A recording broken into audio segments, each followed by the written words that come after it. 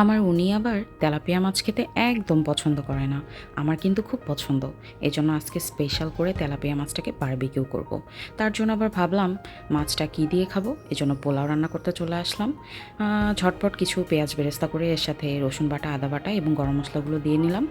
দিয়ে কিছুটা ভাজি করা হয়ে গেলে ধুয়ে রাখা চালটা দিয়ে দিব।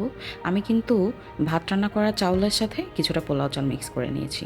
এরপর ভাজা হয়ে গেলে কিছুটা লবণ দিয়ে দিলাম। লবণের সাথে কিছুটা ঝাল একেবারেই কেটে দিয়ে দিয়েছি, কারণ আমার ঝাল পছন্দ। অল্প একটু গরুর দুধের সাথে পানি মিক্স করে ফুটিয়ে সেটা দিয়ে দিব আমার পোলাও চাউলের ভিতরে। এদিকে পাশের চুলায় আমি মাছ ভাজতে দিয়ে দিয়েছি।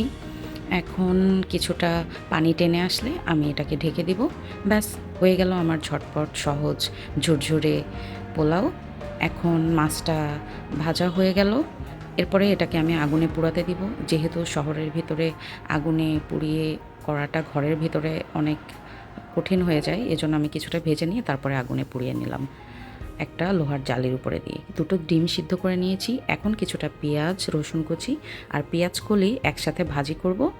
ভাজি করে নিয়ে এই ভাজি করা এই যে পেঁয়াজগুলো কিছুটা দিয়ে দিব আমার বারবিকিউ মাছের পাশে, আর কিছুটা দিয়ে দিব এর মধ্যে দিয়ে দিব আমার 2টা ডিম, দিয়ে একটু নেড়েচেড়ে ব্যাস নামিয়ে নেব।